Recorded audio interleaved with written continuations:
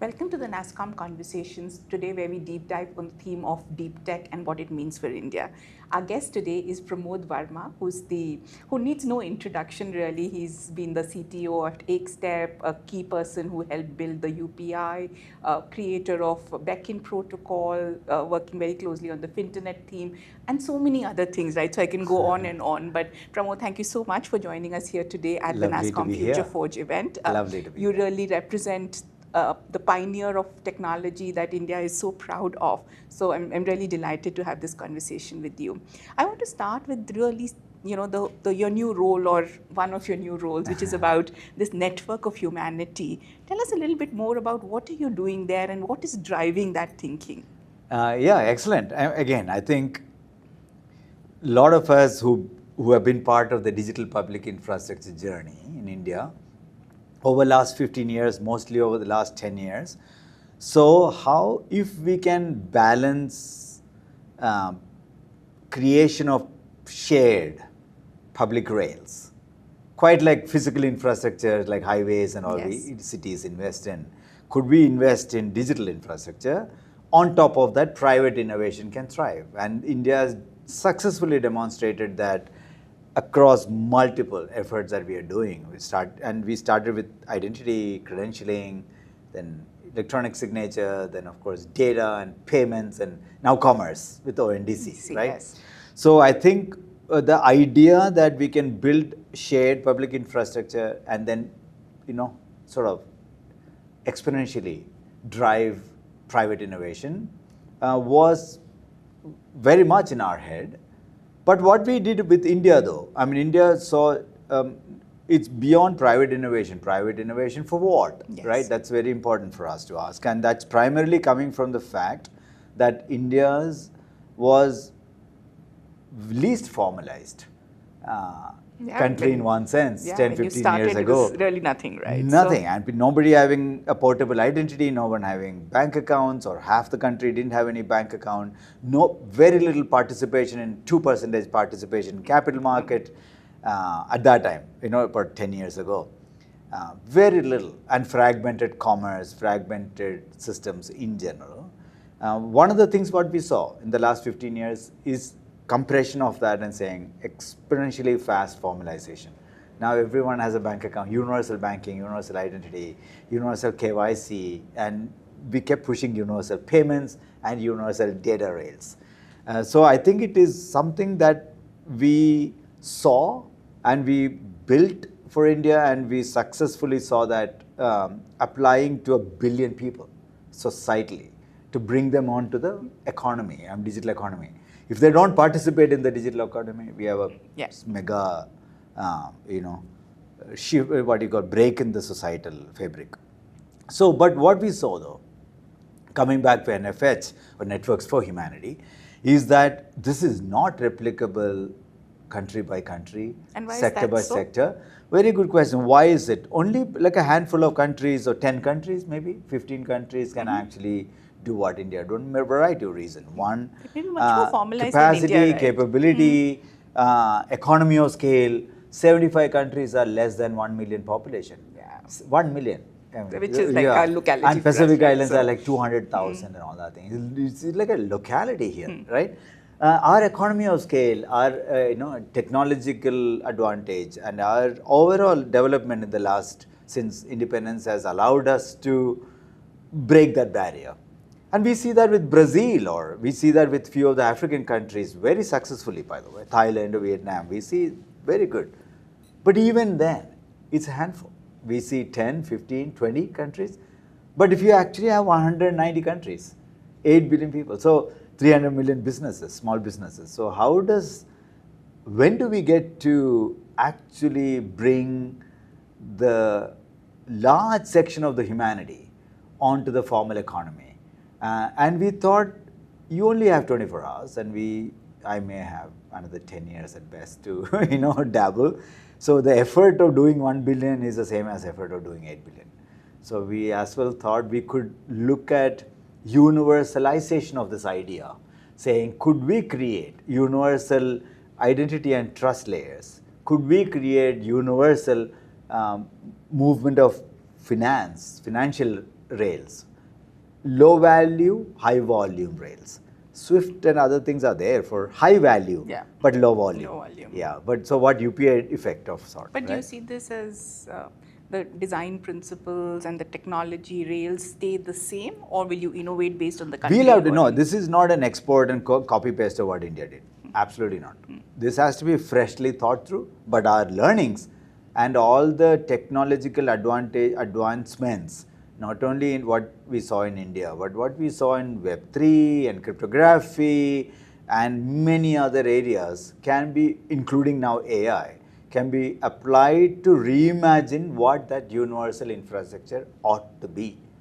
Because it's also a geopolitical matter here, you know. Every country building actually has some control. But when it comes to state subjects center topic, even within India, we are seeing this conflict. Friction, when the center sets up a health stack, Tamil Nadu might say, I don't want it, I will use my own. So this geopolitical nature and the question of autonomy and agency for jurisdiction will remain. So the question we have to ask is that can we create a universal infrastructure, still allow countries and jurisdiction to create their own programmable rules and flows and still have the autonomy and agency without having a central command and control or so a you're not central just kill switch. Planting things from here to Not there, all, but not really all. building grounds up for them in We many are ways. reimagining what that universal infrastructure ought to be under networks of humanity. It's a network of and labs. which are the earlier countries that you're looking at? We have many actually coming across. And it's not even country by country. Sometimes it's sectoral, which is cross-border, straight away. So we are seeing credential flows working through. For example, cross-border job, cross-border students flowing. Today, they're all carrying paper. And there is no way for the counterparty to verify the authenticity and verifiability of paper. So credentialing allows us to create flow of trust and flow of documents and flow of certificates and so on. So that's one layer. Then flow of money. How does flow of money when variety of, and we are not creating an alternate form of money. That's not the idea. We are creating the pipe that moves any existing value money to another form. So we are creating only the pipe, remember, the plumbing argument. USD exists or INR exists or our CBDC exists, stable coins are coming in the US. So these forms of currency are already coming and that's not our job to do. But they don't interoperate. They all work in their own silo. So you see a stable coin being interoperable with UPI. UPI, right? I don't see any reason why a person, NRI in US can't give a $50 gift to their niece with a UPI account here. Why not? Why is it so hard? Will that have a lot of policy governance challenges? Of course. We should be able to. Now, challenges exist for anything in life, but that's our something point. As, but I think we must be able to program KYC rules, counterparty rules against terrorism or other funding, financing concerns. We have to make sure that the limit checks, all that thing is established. But can we create a universal pipe that allows such rules to be programmed? I think that's a real question. We are not here to tell you what your rules are, but not. We'll take your rules and very bad idea to be opinionated about what a country should do. They know what to do. Maybe they should figure out what they should do. But if RBI has rules here, and if Fed has rules there, or other regulators have rules there, let them program them. But why is it hard to move $50? So you're moving from building for $1 billion to potentially building for $8 billion across the world. And it sounds like really complicated, but do you keep your design building for India is complicated as well. Yeah, but different countries, different legacies and different policies. But what are your design principles, right, which will ensure this principle of interoperability, ease of use? Excellent question, Ankita. I think one of the things that we learned, even in India, by the way, when you build an infrastructure, it's not a solution, not an app, not actual workflows, underlying plumbing. Then plumbing ought to be unopinionated. That means it should allow diversity to flourish. So it can't be opinionated, this is how world should work. and this is how health should happen and finance should happen. No, unopinionated. Second, it has to be highly programmable so that layers of contextualization can happen by different ecosystem players. Third, extreme minimalism. It has to be super minimalist. It has to be a TCP/IP. I remember you called it saying back in protocol was 1.5 pages. Literally, right? UPI was 1.5 pages, and it was still defined to be authentication factor agnostic, device agnostic, currency agnostic, and we are slowly programming variety of use cases on top of UPI now. But imagine for the world. Yeah. So I think minimalism, unopinionated viewpoint of this, and extreme programmability will allow unification, but not uniformity. We are not asking for uniformity. We are asking for unification, saying that why is it so hard for a student to go across the border, join a college, and actually make sure their claims that I'm an engineering grad, I have so much bank balance. Why is it so hard to establish? Yeah. It's all paperwork, unverifiable, with enormous fake sense of security, like get a seal on the paper, all that drama we do. All the VFS forms that we all fill up. You have to fill up. And these forms are outdated concept. Yeah. But we could do the same thing with, given the cryptographic advancements and given the technological advancement, given the AI advancements, we don't see any reasons why it should be difficult other than geopolitical concerns, other than generally conservative societies, and society at large is always conservative. Yeah, something in pockets we can see, but at population scale to happen. So that is why this cannot be a private sector effort. It has to be a patience capital effort. So we are actually setting ourselves the Networks for Humanity runway is 15 years to be able to actually start making the dent. Yeah. And then the next 15 years to actually take off. So it's a really long game we are playing, but I think we have to get a lot of ecosystem. We have tremendous support so far in the idea and in the vision. We have large community working together with us. So, hope to do some dent. The other newspaper I was reading was talking about the Energy DPI that you're helping build out, which was, it sounded really fascinating, but I couldn't really figure out how will this work in practice. So tell us a little bit about how you think about, and especially in a market like India, which is again center, state commissions, etc. Right? It's always that way. Actually, the markets are always what you call highly federated or federal in nature. It's very rarely concentrated at one center, at anything large. You will see small places where it's much more centralized, but very difficult to centrally command and control any sector. Healthcare, agriculture, you will see the same. Yeah. You'll also see private sector and public sector.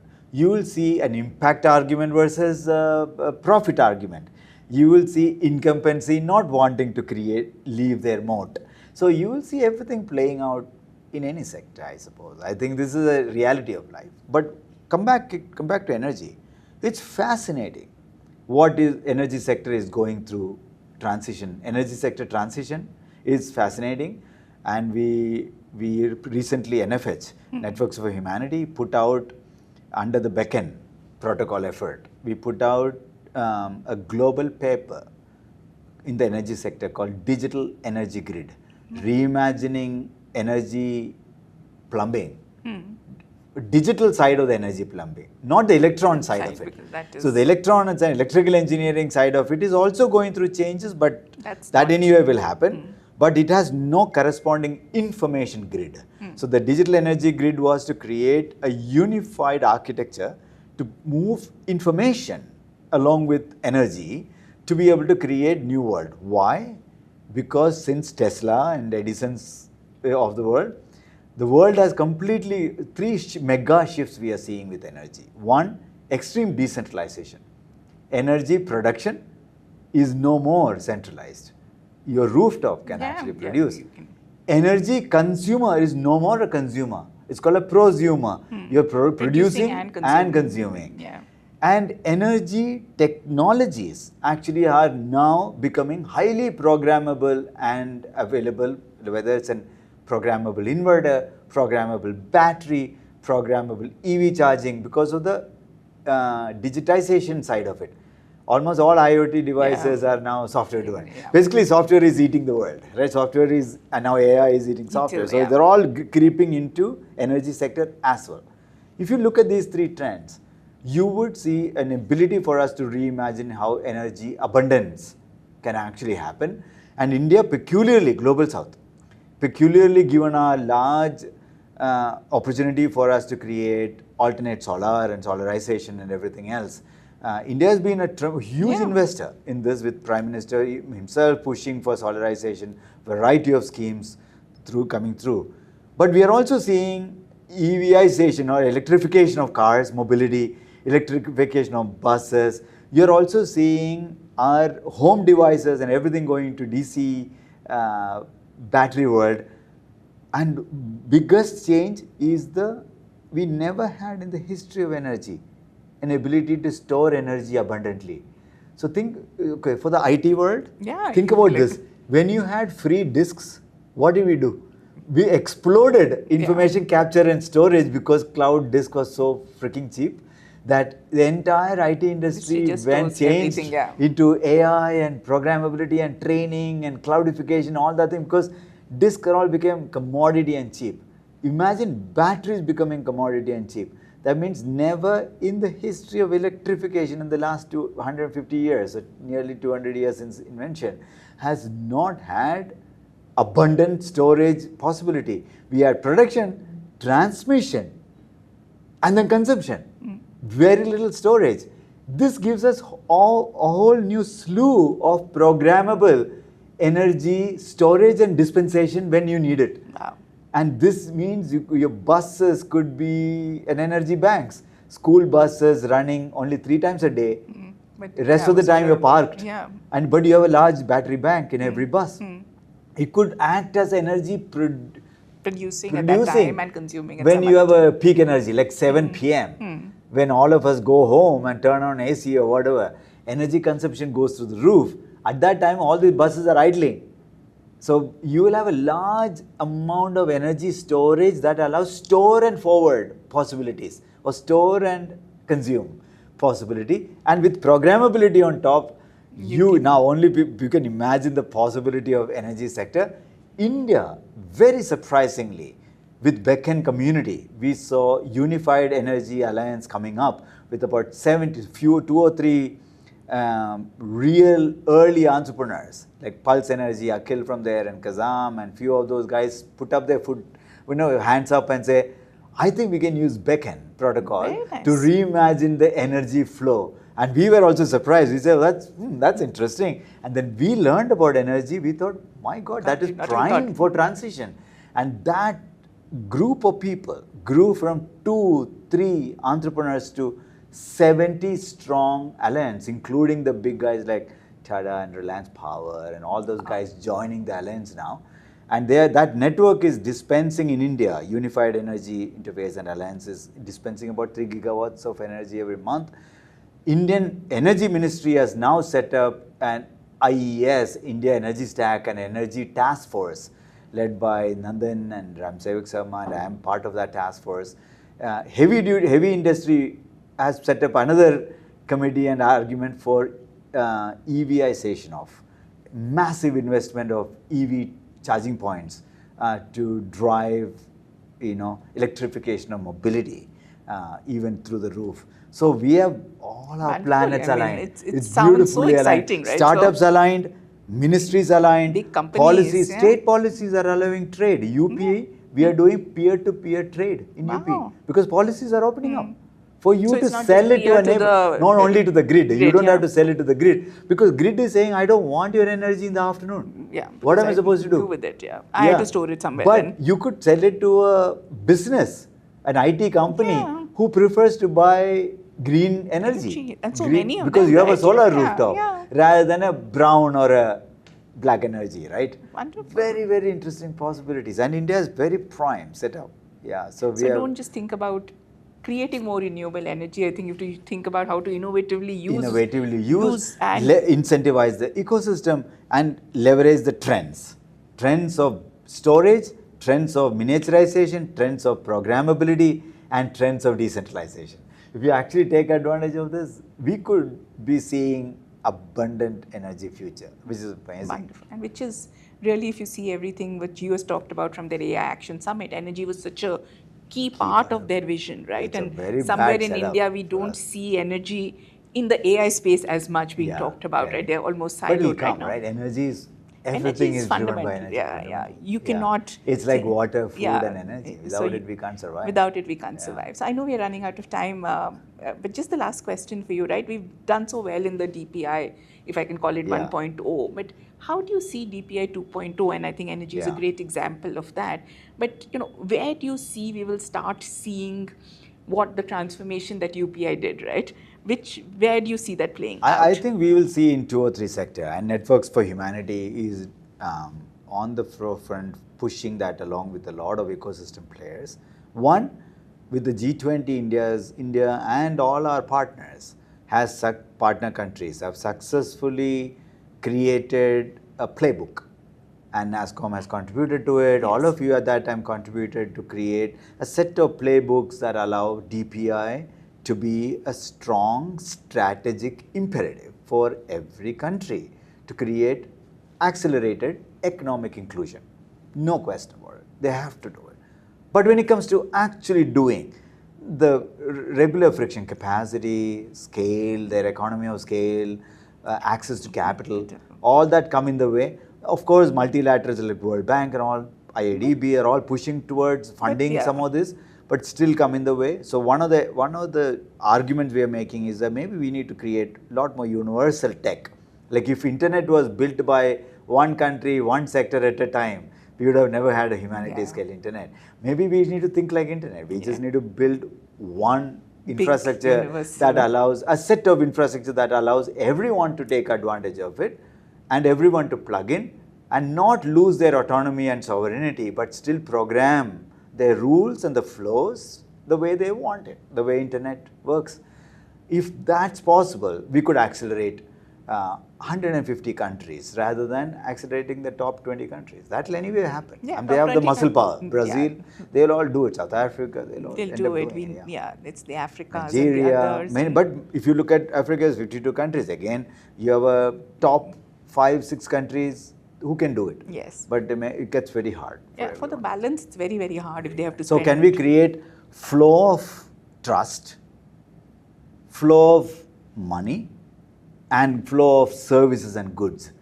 If that can be well-oiled machine with the low value, high trust, everyone can participate, then we have a much bigger play in the economic cycle for the rest of the world. Wonderful. And this is so fascinating that we can go on. We have nothing else to do. No, but you're not just dreaming, you're just also putting the rails, like you said, right? So you're not leaving it at you are the doers. And I think that makes all the difference because you can have fancy papers, but if there's no action, it really doesn't happen. By the way, very low probability of success, I should say.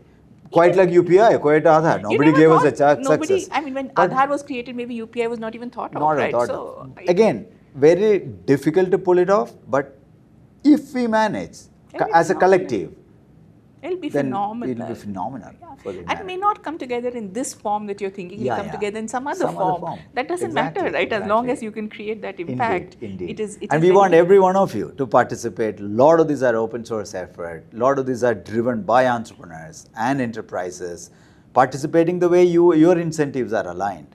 If you don't collectively play this game, we will leave a large section of humanity behind, and that's never going to work out well for anyone. So please join the movement. Thank you so much. Thank you so much, Pramod. Thank you so much. Look forward. Thank you.